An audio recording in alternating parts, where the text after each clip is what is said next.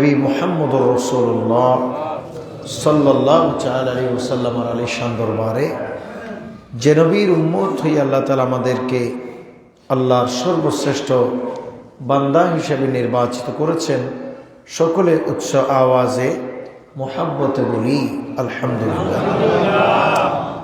সম্মানিত হাজিরিন, গত জুমায় আমরা ছোট ছোট 10টি তাসবিহ বা ছোট্ট ছোট্ট অত্যন্ত বরকতমণ্ডিত 10টি জিকিরের বিষয়ে আলোচনা করেছি।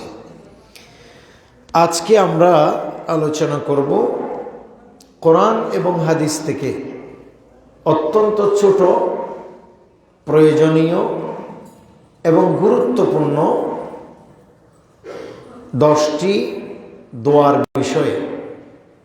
এই 10টি দোয়া কোরআন হাদিস সবখানে বর্ণিত হয়েছে। সর্বসাকুল্যে প্রথমে আমাদেরকে জানতে হবে দোয়া বিষয়ে। দোয়া সাধারণত দোয়ার অনেক অর্থ আছে, কিন্তু সামগ্রিক দৃষ্টিকোণে দোয়া বলতে যেটা আমরা বুঝি সেটা হচ্ছে আল্লাহর কাছে প্রার্থনা। আল্লাহর কাছে প্রার্থনা বা আল্লাহ পাক সুবহানাহু ওয়া তাআলার কাছে সাহায্য চাওয়া অথবা আল্লাহর কাছে মঙ্গল কামনা করা। আল্লাহ পাক সুবহানাহু ওয়া তাআলা এমন এক মহান জাত, এমন এক মহান পবিত্র সত্তা, আল্লাহর কাছে চাইলেই পাওয়া যায়, ঠিক কিনা? এমন এক মহান পবিত্র সত্তা আল্লাহ পৃথিবীর মানুষের কাছে একবারের চাইতে দুইবার চাইতে শরম লাগে, দুইবার থেকে তিনবার চাইতে মানুষের বিবেক বাধা দেয়, এবং যার কাছে চাওয়া হয় সে বিরক্ত হয়ে পড়ে। এই মানুষটা বেশি জ্বালায় কিংবা এই টাইপের বিরক্ত হওয়ার সম্ভাবনা আছে। কিন্তু মহান রব্বে করিম আল্লাহর মহান গুণ হলো বান্দা যত চাইবে আল্লাহ তত বেশি খুশি হবে। বান্দা যত চাইবে তার তকদিরে থাকলে আল্লাহ তত বেশি দিবে। কোনো কারণে আল্লাহ যদি দুনিয়াতে তাকে সেই নিয়ামত না দিলেও আল্লাহ পাক সুবহানাহু ওয়া তাআলা তার দোয়ার উসিলায় ওই চাওয়াগুলো পরকালের জন্য রেখে দিবে। জুড়ে বলেন সুবহানাল্লাহ। আল্লাহ সেরকম এক মহান পবিত্র জাত পান। এজন্য সব সময় আমাদেরকে আল্লাহর কাছে দোয়া করতে হবে, মঙ্গল কামনা করতে হবে, সাহায্য চাইতে হবে। আল্লাহ পাক সুবহানাহু ওয়া তাআলা কোরআন কারীমে বলেছেন, শিখিয়ে দিচ্ছেন বান্দা কিভাবে আল্লাহর কাছে চাইবে। এবং আল্লাহ পাক সুবহানাহু ওয়া তাআলা আমাদেরকে বলেই দিয়েছে চাইলে কি লাভ, না চাইলে কি ক্ষতি।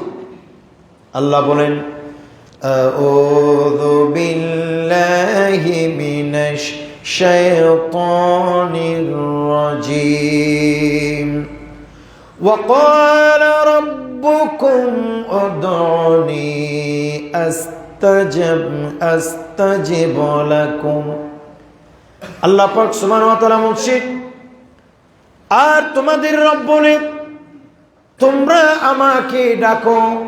আল্লাহ বলেন তোমরা আমাকে ডাকো। তোমরা যদি আমাকে ডাকো আমি তোমাদের ডাকে সাড়া দিব। সুবহানাল্লাহ। আল্লাহ বলেন উদউনি, তোমরা আমাকে ডাকো, আস্তাজিব লাকুম, তোমরা যখনই আমাকে ডাকবা আমি তোমাদের সেই ডাকে সাড়া দিব। বলেন আল্লাহু আকবার। তার মানে আল্লাহ পাক সুবহানাহু ওয়া তাআলা আমাদের ডাকে সাড়া দিবেন। এটা হচ্ছে আল্লাহর কোরআনের ফায়সালা, এটা আল্লাহ পাক সুবহানাহু ওয়া তাআলার সিদ্ধান্ত। এরপরে আল্লাহ বলেন, ইন্নাল্লাযীনা ইস্তাকবিরুনা আন ইবাদাতি সায়াদখুলুনা জাহান্নামা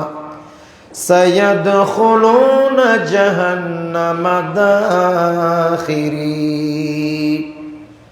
আল্লাহ পাক বলেন, নিশ্চয়ই তোমাদের কেউ যদি অহংকার বশত আমি আল্লাহর কাছে না চাই, আমি আল্লাহর কাছ থেকে মুখ ফিরিয়ে নেই, তাহলে আমি আল্লাহ অচিরেই তাকে লাঞ্ছিত অবস্থায় সোজা জাহান্নামে প্রবেশ করাবো। উচ্চ আওয়াজে বলুন নাউজুবিল্লাহ। আল্লাহ পাক সুবহানাহু ওয়া তাআলা বলছে, তোমরা আমি আল্লাহর কাছে চাও। বলেন, তোমরা আমি আল্লাহর কাছে চাও। আর যে চাইবা, আমি তোমরা ডাকলেই আমি তোমাদের ডাকে সাড়া দিব। আর যদি তোমরা অহংকার বশত না চাও, বলে আল্লাহর কাছে কোনো কিছুই আমার চাওয়ার দরকার নাই। এরকম করে কেউ যদি অহংকার বশত না চাই, আল্লাহর রাস্তা থেকে যদি ফিরে আসে, আল্লাহর থেকে যদি মুখ ফিরিয়ে নেই, আল্লাহ পাক অচিরেই তাহাকে জাহান্নামের মধ্যে প্রবেশ করাবে। একটু জুড়ে বলুন না। এই জন্য সবসময় আল্লাহর কাছে চাইবেন, আল্লাহর কাছে দোয়া করবেন, আল্লাহর কাছে মঙ্গল প্রার্থনা করবেন। আল্লাহর কাছে যে শুধু আরবিতে চাইবেন বিষয়টা এরকম নয়। যে কোনো সময় যে কোনোভাবে আল্লাহর কাছে নেক দোয়া, ভালো দোয়া চাইতে পারেন, করতে পারেন। কিন্তু হারাম কাজে দোয়া চাওয়া এটাও হারাম। বলেন, হারাম কাজে দোয়াও এটা কি? হারাম।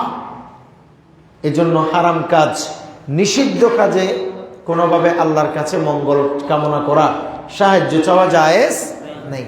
যেমন কেউ বলল চুরি করা হারাম, কিন্তু কেউ যদি বলো আমি যেন চুরি করতে পারি আল্লাহ, আর আমি যেন এই চুরিতে কোনোদিন ধরা না পড়ি, একটু জোরে বলেন নাউজুবিল্লাহ। এই জাতীয় প্রার্থনা এগুলিও কি? হারাম।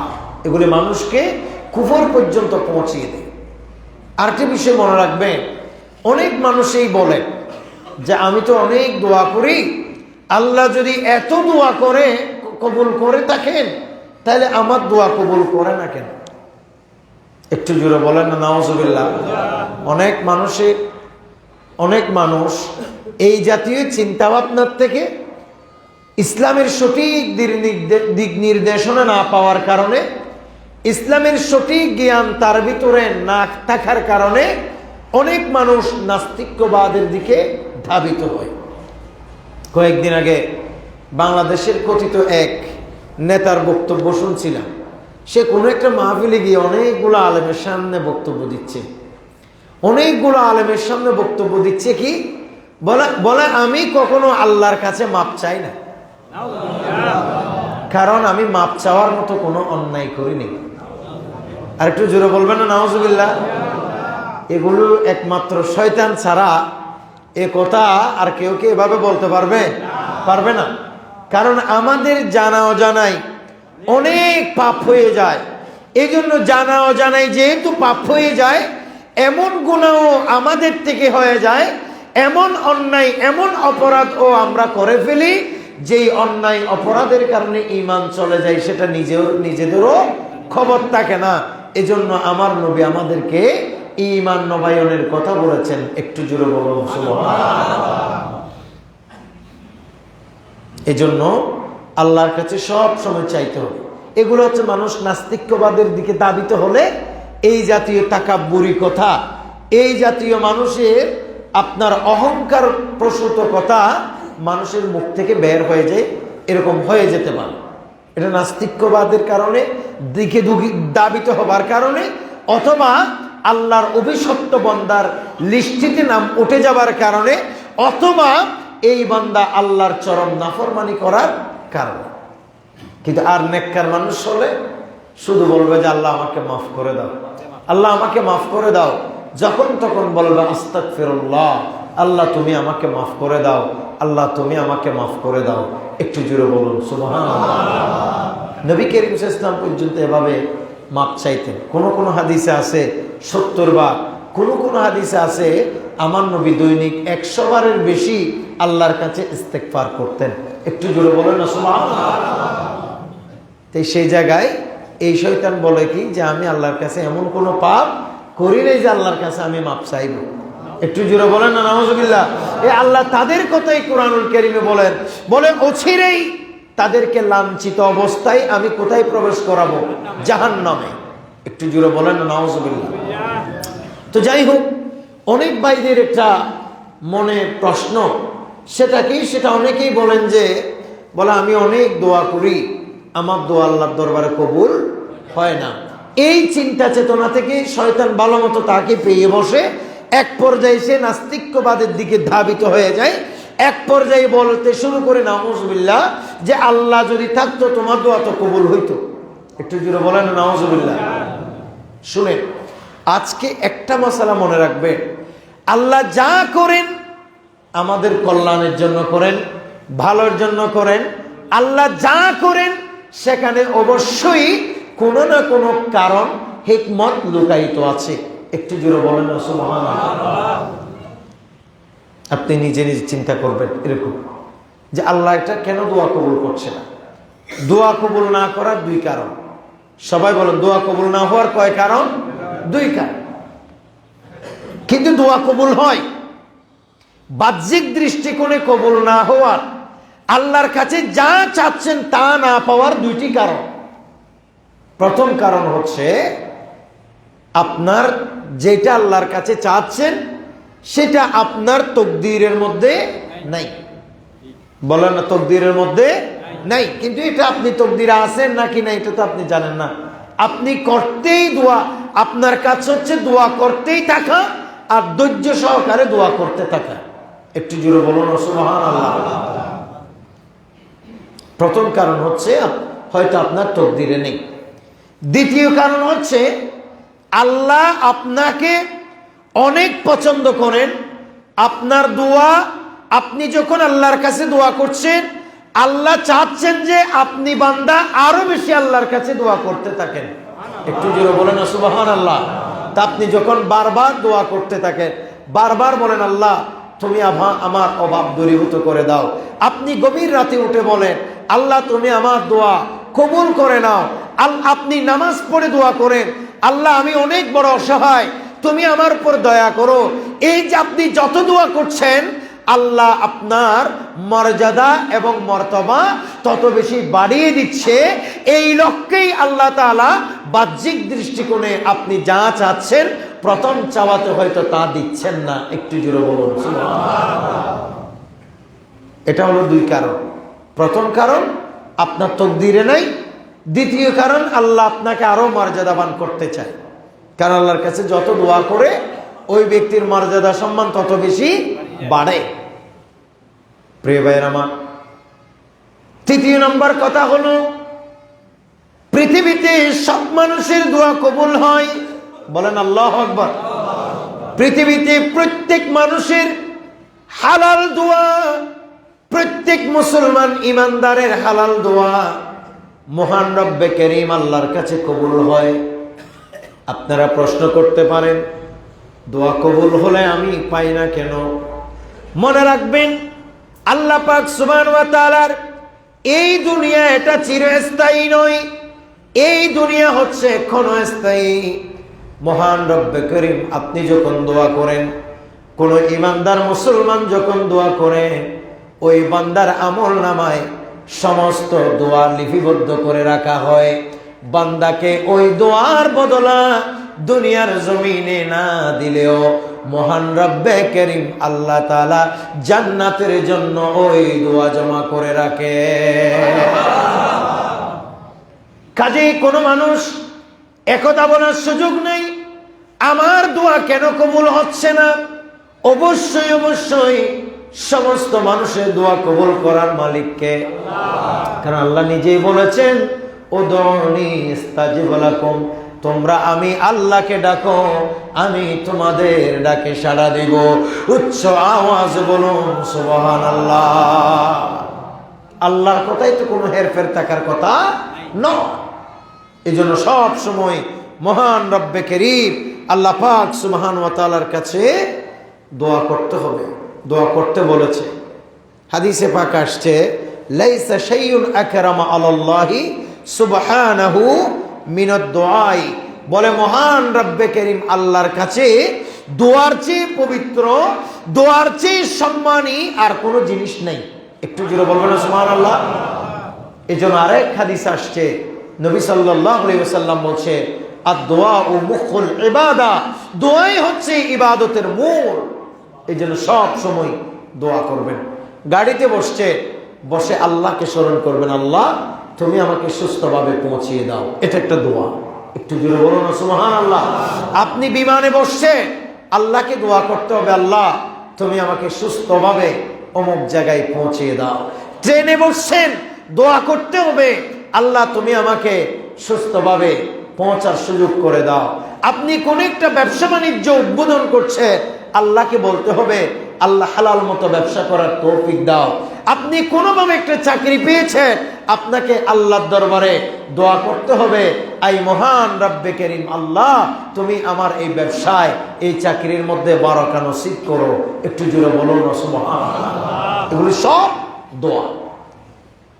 তাহলে আজ আমরা আপনাদেরকে সংক্ষেপে 10টি দোয়ার কথা বলবো। সবাই বলেন কয়টি দোয়া? 10টি দোয়া। প্রথমে বলি, দোয়া করার সময় 3টি জিনিস অত্যন্ত জরুরি। বলেন কয়টি জিনিস জরুরি? 3টি। এক নম্বর যেই জিনিসটি দোয়া করার সময় মানে প্রয়োজন, সেটা হচ্ছে আপনার খালেস নিয়ত। বলেন না, খালেস নিয়ত। নিয়ত অবশ্যই আপনার লাগবে যে আমি দোয়া করতেছি এটা কার কাছে? আল্লাহর কাছে। খালেস নিয়ত, এটা হচ্ছে দোয়ার প্রথম এবং প্রধান শর্ত। এবং এই কথা আপনাকে দৃঢ় চিত্তে বিশ্বাস করতে হবে, আমি এই দোয়া আল্লাহর কাছে করতেছি, আল্লাহর কাছেই এই সাহায্য প্রার্থনা করতেছি, আমার কথা আল্লাহ শুনতেছেন, এবং আজ না হয় কাল আমি যেটা চাচ্ছি সেটা আল্লাহ আমাকে দিবেন। জোরে বলবেন না সুবহানাল্লাহ। এটা হচ্ছে দোয়ার প্রথম এবং প্রধান শর্ত। আপনি যদি দোয়া করেন, আপনার যদি আশাই না থাকে, ইচ্ছাই না থাকে, বিশ্বাসই না থাকে, সেই নিয়ামত আপনি কিভাবে পাবেন, কিভাবে আসবে? 2 নম্বরে, দোয়া করার সময় যে জিনিসটা আমাদের সব থেকে বেশি দরকার, সেটা হচ্ছে বিনয়। বলে না, সেটা কি?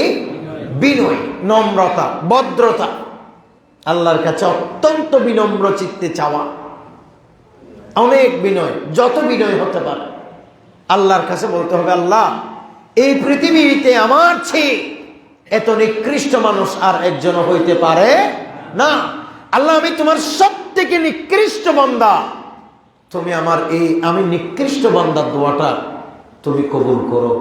আল্লাহ তখন বলবে যে বান্দা এটা আমার কত প্রিয় বান্দা, কিন্তু তারপরেও নিজেকে এত নিকৃষ্ট বলতেছে। এ আমার ফেরেশতারা, আমি তোমাদেরকে সাক্ষী রেখে বলছি, আমার এই বান্দার দোয়া আমি কবুল করে নিয়েছি। 2 নম্বর। 3 নম্বরে যে জিনিসটা দোয়াতে সব থেকে বেশি দরকার, সেটা হচ্ছে ধৈর্য। বলেন কি? ধৈর্য। কারণ আপনি দোয়া করে গেছেন, হচ্ছে না কেন, হচ্ছে না কেন, হচ্ছে না কেন। আমার মনে বলেন, যে দোয়াতে তাড়াহুড়া করা হয়, সেই দোয়া আল্লাহর দরবারে কবুল করা হয় না। ধৈর্য রাখতে হবে। এই জন্য আমাদের ভিতরে প্রথমত নিয়ত ঠিক করতে হবে, 2 নম্বরে আমাদের বিনয়ী রাখতে হবে, 3 নম্বরে আমাদেরকে ধৈর্য রাখতে হবে। এই 3টে বিষয় একত্রিত করে আমরা এবার দোয়া করতে পারি। আর দোয়ার ভিতরে কবুল হওয়ার যে শর্ত শরায়ত আছে, সেখানের ভিতরে অন্যতম দোয়া হলো মা বাবার জন্য দোয়া করতে হবে। একটু জোরে বলুন না সুবহানাল্লাহ। মা বাবার জন্য কি করতে হবে? দোয়া করতে হবে। মা বাবার জন্য দোয়া করতে হবে, নবী করিম সাল্লাল্লাহু আলাইহি ওয়াসাল্লামের উপরে দরুদ পড়তে হবে। এগুলি হচ্ছে দোয়া কবুল হওয়ার শর্ত। আল্লাহ আমাদেরকে কবুল করুন, আমিন। হাজিরি, তা আমি যেই 10টি দোয়া করছি, দোয়ার কথা বলবো, সেগুলো অত্যন্ত ছোট, আমাদের সবার প্রায় মুখস্থ, কিন্তু অনেক মানুষ সেগুলো আমরা করতে চাই না, করা উচিত। এগুলো কোরআনের পরিভাষা, হাদিসের পরিভাষা। নাম্বার 1, সূরা বনী ইসরাঈলের 24 নম্বর আয়াতে আছে, আমাদেরকে দোয়া করতে হবে এভাবে, রব্বিরহামহুমা কামা রাব্বায়ানি সগীরা। একটু জোরে বলুন না সুবহানাল্লাহ। এটার মানে হলো, হে আমাদের পরওয়ারদিগার, আপনি আমার পিতা মাতার উপরে রহম করুন, যেমনি ভাবে তারা শৈশবকালে অর্থাৎ ছোট অবস্থায় আমাদের উপরে রহম করেছে। আমার নবী এই দোয়া বিভিন্নভাবে আমাদেরকে শিখিয়ে দিয়েছেন। এক কথায় আল্লাহর কোরআনে পিতা মাতার জন্য এভাবে দোয়া করতে আমাদেরকে শিখিয়ে দিয়েছে। এভাবে দোয়া করতে হবে। বলেন রব্বির হামহুমা কামা রাব্বায়ানি সগীরা। এটা দোয়ার মধ্যে সর্বশ্রেষ্ঠ দোয়া সমূহের অন্যতম। আল্লাহর একজন জলিলুল কদর নবী হযরতে সাইয়্যিদুনা ইব্রাহিম খলিলুল্লাহ আলাইহিস সালাতু ওয়াস সালাম, তিনিও দোয়া করার সময় নিজের পিতা মাতার জন্য দোয়া করেছেন, বিশ্বের সমগ্র মুমিন মুসলমানের জন্য দোয়া করেছেন। হযরত ইব্রাহিম আল্লাহর দরবারে দোয়া করছেন, রাব্বানা গফিরলি ওয়া লিওয়ালিদাইয়া ওয়া লিল মুমিনিনা ইয়াউমা ইয়াকুমুল হিসাব। একটু জোরে বলুন সুবহানাল্লাহ। আল্লাহর নবী ইব্রাহিম মহান রব্বে কারীমের দরবারে দোয়া করছে, হে আমাদের পরওয়ারদিগার, রোজ কিয়ামতের ময়দানে আমাকে এবং আমার পিতামাতাকে, সমগ্র মুমিনকে তুমি ক্ষমা করে দাও। সুবহানাল্লাহ। ইব্রাহিম আলাইহিস সালাম দোয়া করেছেন নিজের পিতামাতার জন্য। সকলে বলেন না মারহাবা। একটা জিনিস মনে রাখবে, এজন্য এই আয়াতের আলোকে বিশ্বের অসংখ্য মুফাসসিরিনে কেরাম বর্ণনা করেছেন যে ইব্রাহিম আলাইহিস সালাতু ওয়াস সালামের বাবা মা মুশরিক ছিলেন না। বলেন না কি ছিলেন না? মুশরিক ছিলেন না, বরং ইব্রাহিম আলাইহিস সালাতু ওয়াস সালামের বাবা মা মুমিন ছিলেন। ইব্রাহিম আলাইহিস সালাতু ওয়াস সালামের বাবা মা আল্লাহর একাত্মবাদে বিশ্বাসী ছিলেন। একটু জোরে বলি সুবহানাল্লাহ। এই যে আজরের কথা আমরা শুনি, যে মূর্তি শুধু পূজা করতো না, মূর্তি বানাইতো, বিক্রি করত, পূজা করার জন্য মানুষকে সুযোগ করে দিত, মৌকা করে দিত, সেই আজর হচ্ছে ইব্রাহিম আলাইহিস সালাতু ওয়াস সালামের বাপ নয়, বরং চাচা। বলে না কি বললাম? চাচা। কারণ বাবা মা যদি মুশরিক হয়, বাবা মা যদি মূর্তি পূজারী হয়, বাবা মা যদি বিধর্মী হয়, তাদের জন্য সর্বোচ্চ হেদায়েতের দোয়া করা যাবে। সবাই বলে না কিসের দোয়া করা যাবে? হেদায়েতের। আল্লাহ, আমি যেভাবে কলমা পড়ছি, তোমাকে চিনছি, আমার বাবা মা খেয়েও তুমি এরকম কলমা পড়ার সুযোগ করে দাও, ইসলামের সুশীতল ছায়াতলে আশ্রয় গ্রহণের সুযোগ করে দাও। আল্লাহ, তুমি আমার বাবা মাকে হেদায়েত দান করে দাও। সেরকম দোয়া করা যাবে, কিন্তু মাফ করে দাও এই দোয়া করা যাবে না। মশালা কি বুঝাইতে পারছি? তো ইব্রাহিম আলাইহিস সালাম যে বাবা মার জন্য ক্ষমার জন্য দোয়া করছে, আল্লাহ তুমি আমার বাবা মাকে কি করে দাও? কিয়ামতের ময়দানে ক্ষমা করে দাও। তার মানে বোঝা যাচ্ছে ইব্রাহিম আলাইহিস সালামের বাপ এবং মা তারা মুশরিক ছিলেন না। এই জন্য বলা হয় সাইয়েদনা ইব্রাহিম আলাইহিস সালাতু ওয়াস সালামের বাবার নাম ছিল তারেখ। একটু জোরে বলো না সুবহানাল্লাহ। অথবা কেউ বলেছেন তারুখ। আর নিজের যে আজরের কথা যেটি আসছে, আবা আজরা বলে যেটি আসছে কোরআনে, এখানে আবা মানি ইব্রাহিম ইসলামের বাপ নয়, বরং চাচা। আল্লাহ আমাদেরকে বোঝার তৌফিক দান। তাহলে এক নম্বর দোয়া আমরা কোনটা করতে পারি? রব্বির হামহুমা কামা রাব্বায়ানি সগীরা। এটা আমরা সব সময় করব বাবা মার জন্য। তো বাবা মার জন্য দোয়া করলে আল্লাহ দয়া আমাদের উপর করবে। সকলে বলেন না ইনশাআল্লাহ। দুই নম্বরে যে দোয়া আমাদেরকে করতে হবে সেটা হচ্ছে, দুই নম্বর যে দোয়া আমাদের করতে হবে সেটা বালা মুসিবত থেকে রক্ষা পাওয়ার জন্য। সেটাকে বলা হয় দোয়ায়ে ইনুস। সেটা কি? লা ইলাহা ইল্লা আনতা সুবহানাকা ইন্নী কুনতু মিনাল যালিমিন। একটু জোরে বলুন সুবহানাল্লাহ। এটার মানে হলো লা ইলাহা ইল্লা আনতা সুবহানাকা ইন্নী কুনতু মিনাজ যালিমিন।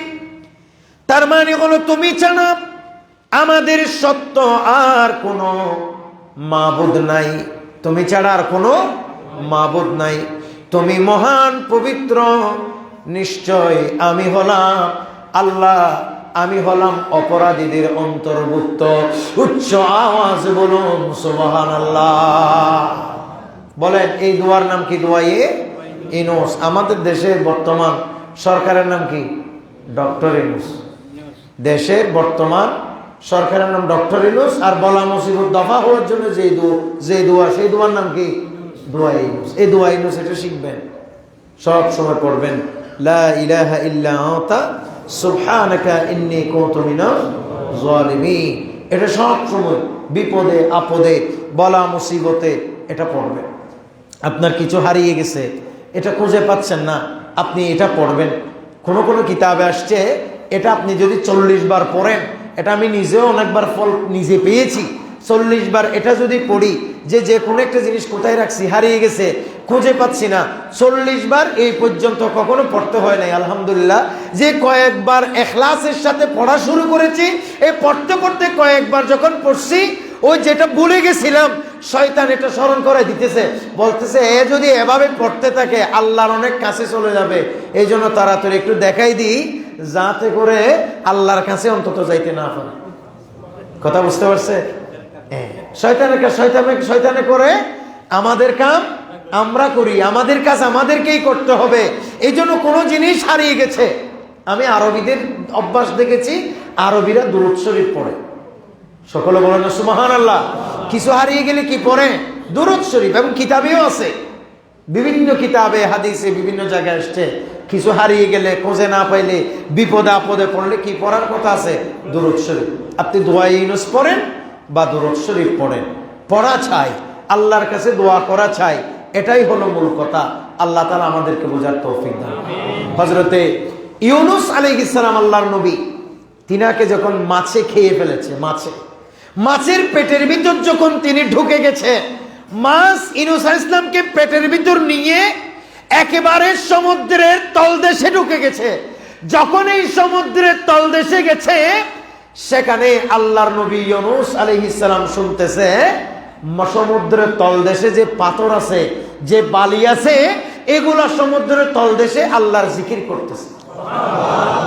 তখন আল্লাহর নবী ইউনূস আলাইহিস সালামের মাথায় চলে আসলো, হাই হাই, আমাকে এই মাছ সমুদ্রের তলদেশে নিয়ে আসছে, এখানেও দেখি আল্লাহ তাআলার জিকির চলে, আর আমি কেন মাছের পেটের ভিতর জিকির করব না? তখন আল্লাহ পাক সুবহানাহু ওয়া তাআলার দরবারে এই মাছের পেট থেকে বের হওয়ার জন্য প্রথমে তো ইউনূস আলাইহিস সালাম নিজে মরে গিয়েছে বলে মনে করছিলেন, কিন্তু হাত পা যখন নাড়তেছে, নাড়াচাড়া করছে, তিনি তখন বুঝতে পারলেন জিন্দা আছেন। তখন সাথে সাথে আল্লাহর দরবারে তিনি দোয়া করছিলেন, লা ইলাহা ইল্লা আনতা সুবহানাকা ইন্নী কুনতু মিনাজ জালিমিন। একটু জোরে বলুন সুবহানাল্লাহ। 3 নম্বর, উত্তম জীবন সঙ্গী পাওয়ার জন্য দোয়া। এগুলো সব কোরআনে হাদিসে আছে। আমাদের অনেক ভাইয়েরা মেয়ে পছন্দ করতে যায় কোথায়? কারো বাড়িতে বিয়ে হচ্ছে, বিয়ে বাড়িতে, কোন বাড়িতে গায়ে হলুদ হচ্ছে, গায়ে হলুদে মেয়ে দেখতে যাচ্ছে, হোটেলে মেয়ে দেখতে যাচ্ছে। কিন্তু না, উত্তম জীবন সঙ্গী চাওয়া এটা কি গুনাহ নাকি? আপনারা অনেকে হাসতেছেন, দেখতেছি, কি এটা কি গুনাহ হবে? এটা আল্লাহর কাছে তো এটা বেশি চাইতে হবে। গড় যার ঠিক তার সব ঠিক। বলেন ঠিক নেবে ঠিক? কত পুরুষ মাথার ব্রেন পর্যন্ত আউটের রাস্তায় রাস্তায় ঘুরতেছে এই যন্ত্রণা, উত্তম সঙ্গী না পাওয়ার কারণে। ঠিক নেবে ঠিক? আবার অনেকে এইরকম, অনেক মানুষের জীবনী জেনে নিজে বিয়ে করবে না বলে নিজে নিজে প্রতিশ্রুতি নিচ্ছে, বিয়া নগরী এভাবে থাকুন ভালো, আরে জামিলা তুমি বাসন। আল্লাহর কাছে চাইতে হবে, সবার কাছে আল্লাহর কাছে চাইতে হবে। কিভাবে? মহান রব্বে করিম আল্লাহর কাছে দোয়া করতে হবে, রব্বানা আতিনা ফিদ দুনিয়া হাসানা ওয়া ফিল আখিরাতি হাসানাতাও ওয়া কিনা আযাবান নার। একটু জোরে বলুন সুবহানাল্লাহ। আল্লাহর কাছে দোয়া করতে হবে, আল্লাহ হে পরওয়ারদিগার আলম, তুমি আমাদেরকে দুনিয়ার মধ্যে কল্যাণ দান করো। রব্বানা আতিনা ফিদ দুনিয়া হাসানা বলার সাথে সাথে অন্তরের মধ্যে নিয়তটা আনতে হবে এভাবে, আল্লাহ রব্বানা আতিনা ফিদ দুনিয়া হাসানা, হাসানা বলার সাথে সাথে হৃদয়ের ভিতরে আনতে হবে, আল্লাহ তুমি আমাকে এমন একজন জীবন সঙ্গী দান করো যে আমার হাত ধরে জান্নাতে যেতে চাইবে, আর আমিও যার হাত ধরে জান্নাতে চলে যাব। এভাবে দোয়া করতে হবে। উত্তম জীবন সঙ্গী যে পেয়েছে তার পরম সৌভাগ্য হয়েছে, সকলে বলেন মারহাবা। আর যার পরিবার ঠিক নেই, উত্তম জীবন সঙ্গী পায় নাই, সে বরবাদ, সে তার জিন্দিগিটাই থেনা থেনা হয়ে গেছে, শান্তি বলতেই নাই। বলেন না ঠিক নেবে ঠিক, শান্তি বলতে নাই। প্রশ্ন কমন পড়লে সবাই হাসে, খুশি, সবাই হাসতেছে। আল্লাহ আমাদেরকে বোঝার তৌফিক দান করো। আচ্ছা যাই হোক, এটা থেকে চলে যাই। তাহলে আর একটা হলো সুসন্তান লাভের জন্য দোয়া। সবাই বলেন কি সন্তান? সুসন্তান লাভের জন্য দোয়া করতে হবে। অনেক মানুষ দোয়া করতে আমি শুনি, আমরা শুনছি, আল্লাহ কালো হোক, কুইলা হোক, খাকের মতো রং হোক, একটা মানুষ হইলেই হয়েছে, তুমি আমারে দাও। একটু জোরে বলে না নাউজুবিল্লাহ। এই দোয়া সম্পূর্ণ কোরআন সুন্নাহ বিরোধী দোয়া। আল্লাহর কোন কোন নবী বৃদ্ধ বয়সে আল্লাহর কাছে সন্তান চেয়েছে। আল্লাহর কোন কোন আম্বিয়া কেরাম একেবারে বয়োজ্যেষ্ঠ হবার পর, যেমন হযরত জাকারিয়া আলাইহিস সালাতু ওয়াস সালাম, ইব্রাহিম আলাইহিস সালাতু ওয়াস সালামের জীবনেও আছে 120 বছর বয়সে, কোন কোন বর্ণনায় 80 বছর বয়সে, অথবা কোন কোন বর্ণনায় 93 বছর বয়সে আল্লাহর এই নবীরা দীর্ঘদিন নিঃসন্তান থাকার পর আল্লাহর কাছে দোয়া চেয়েছেন, আল্লাহর কাছে দোয়া করেছেন, রব্বি হাবলি মিনাস সালিহিন, আল্লাহ তুমি আমাকে নেককার সন্তান দান করো। নেককার সন্তান কামনা করতে হবে আল্লাহর কাছে। সবাই বলেন কোন সন্তান? নেককার সন্তান। অনেক মা, বাস্তবে আমি শুনেছি গ্রামে গঞ্জে এরকম অনেক ঘটনা আছে, যখন বাচ্চা হচ্ছে না তো আল্লাহর কাছে দোয়া করতেছে, আল্লাহ একটা এমন ছেলে দাও যেই ছেলে তার পা দিয়ে আমার মাথার চুল টানবে। নাউজুবিল্লাহ বলবেন আপনারা? কেমন বিশ্রী এবং নোংরা! এই জাতীয় দোয়া করা জায়েজ নাই। ঠিক এই বাচ্চা হয়েছে, ওই বাচ্চা মাকে ঘর থেকে মেরে মেরে বের করে দিচ্ছে। অনুগত বাধ্যগত বউয়ের স্বামী হয়েছে, কিন্তু অনুগত বাধ্যগত মায়ের সুসন্তান হইতে পারে না। কেন? এটা মা দোয়া। এই জন্য মা বাবা দোয়া করবে আল্লাহর কাছে। আরে নেককার মানুষ তো দোয়া করবে এভাবে, আল্লাহ তুমি আমাকে সুসন্তান দিবা, তোমার কাছে কোনো অভাব নাই, আল্লাহ তুমি আমাকে দিতে পারো। আর আমার তকদিরে যদি কোনো কারণে সুসন্তান না থাকে, খারাপ সন্তান থাকে, যেই সন্তান দুনিয়াতে এসে দাঙ্গামা হাঙ্গামা করবে, কোন রাহাজানি করবে, অন্যায় অবিচার করবে, জোর জুলুম করবে, তুমি আল্লাহ এবং তোমার রাসূলের নাফরমানি করবে, এমন সন্তান যদি আমার তকদিরে থাকে, আল্লাহ আমাকে বাবা মানানোর দরকার নাই, আমাকে মা বানানোর দরকার নাই, তুমি আমাদেরকে নিঃসন্তান রাখো, এটা অনেক ভালো। সুবহানাল্লাহ বলে, সেটা অনেক ভালো। সেভাবে দোয়া করবেন, তখন আর সন্তান না পাওয়ার বেদনা থাকবে না। মনে বুঝাইতে পারবেন, হয়তো আমার তকদিরে সুসন্তান চাইছিলাম, হয়তো সুসন্তান নাই, এই জন্য কুসন্তান থেকে আল্লাহ আমাকে হেফাজত করছে। সকলে বলে না সুবহানাল্লাহ। তো অসুবিধা কি? সন্তান দেয়া নেয়ার মালিক কে? জোরে বলে না কে? তো আপনার নাই, অসুবিধা কি? এই দোষের কি আছে? আইবের কি আছে? সন্তান দেবার মালিকও আল্লাহ, নেবার মালিকও আল্লাহ, আবার না দেয়ার মালিকও কে? আল্লাহ। বাস, আপনার নাই, অসুবিধা নেই। কিন্তু আপনাকে চাইতে হবে, দোয়া সঠিকভাবে করতে হবে, মূল কথা হলো সেটা। আর কোনো কারণে যদি আপনি নিঃসন্তান হন, তাহলে এটাও আল্লাহ তাআলার একটা বড় দয়া। সুবহানাল্লাহ বলে।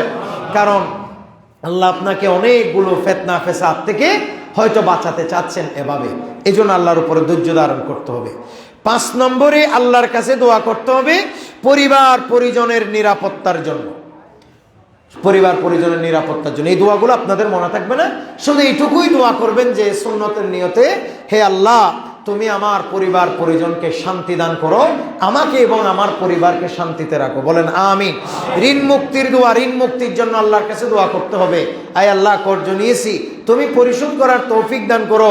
আপনি প্রত্যেকদিন দোয়া করবেন, প্রত্যেকদিন কর্জ আদায় করার পরে যে সওয়াব হবে, এই দোয়ার কারণে আপনার আমলনামায় তত সওয়াব হয়ে যাবে। এমনিভাবে দোয়া করতে হবে। 7 নম্বরে কঠিন কাজ সহজ হওয়ার জন্য আল্লাহর কাছে দোয়া করতে হবে। 8 নম্বরে সৎ চরিত্র এবং তাকওয়ার জন্য আল্লাহর কাছে দোয়া করতে হবে। 9 নম্বরে জ্ঞান বৃদ্ধির জন্য আল্লাহর কাছে দোয়া করতে হবে। আল্লাহ, তুমি আমাকে বেআক্কল বানাইও না, তুমি আমাকে জ্ঞানী বানাও। এভাবে আল্লাহর কাছে আক্কল জ্ঞানও চাইতে হবে। আমরা অনেক মানুষ আক্কল জ্ঞান চাই না, ঠিক নেবে ঠিক? অনেক মানুষ আমরা কি চাই না? আক্কল আল্লাহর কাছে চাই না, জ্ঞান চাই না। আরে ভাই, জ্ঞান এটা তো বড় সম্পদ, কথা বলে না, ঠিক নেবে ঠিক?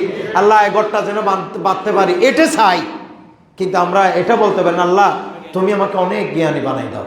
এই কথা আমরা সহজে বলি না, অথচ এটাও নবী করিম সাল্লাল্লাহু আলাইহি ওয়াসাল্লাম নিজে দোয়া করতেন। এটা সুন্নাহ। অন্তত এইটুকু বলেন না, রাব্বি জিদনি ইলমা, আল্লাহ তুমি আমাকে ইলম দাও, জ্ঞান বাড়িয়ে দাও। জোরে বলেন আমিন। সর্বশেষ 10 নম্বর, জানা অজানা ছোট বড় যাবতীয় শিরিকের গুনাহ থেকে আল্লাহ যেন আমাদেরকে ক্ষমা করে, সেই লক্ষ্যে আমাদেরকে কি করতে হবে?